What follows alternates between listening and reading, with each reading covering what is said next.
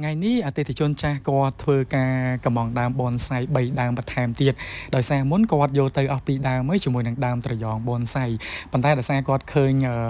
សួននគររាជធ្វើការបង្ហាញតាក់ទងជាមួយនឹងដើមបនសៃប្រភេទប្លែកៗឥឡូវគាត់ធ្វើការកម្មង់បន្ថែមនៅ3ដើមទៀតជាមួយនឹងដើមលវាបារាំងបនសៃក៏ដូចជាដើមរាំងទឹកបនសៃហើយគាត់ពិតជាស្រឡាញ់ដើមបនសៃមែនតើដោយសារតែដើមនេះ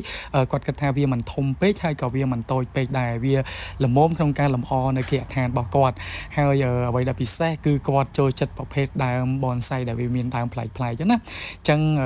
បើសិនជាអ្នកទាំងអស់គ្នាក៏ដូចជាអ្នកដែលស្រឡាញ់ប្រភេទដើមឈើប្លែកៗក៏ដូចជាពិសេសតទៅជាមួយនឹងដើមបនសៃអ្នកទាំងអស់គ្នាអាចមកមើលបានជាមួយនឹងសួននគររាជយើងមានទាំងដើមបនសៃដើមធម្មតាហើយមានរុក្ខជាតិលម្អច្រើនប្រភេទទៀតអញ្ចឹងបើសិនជាអ្នកទាំងអស់គ្នាមានបំណងក៏ដូចជាចាប់អារម្មណ៍ជាមួយនឹងដើមឈើប្រភេទបែបបនសៃឬមួយក៏រុក្ខជាតិលម្អផ្សេងៗអាចធ្វើការទំនាក់ទំនងបានជាមួយនឹង Page សួននគររាជ598ក៏ដូចជាព័ត៌មានលម្អិតអាចឆាតមក Telegram ដែលមាន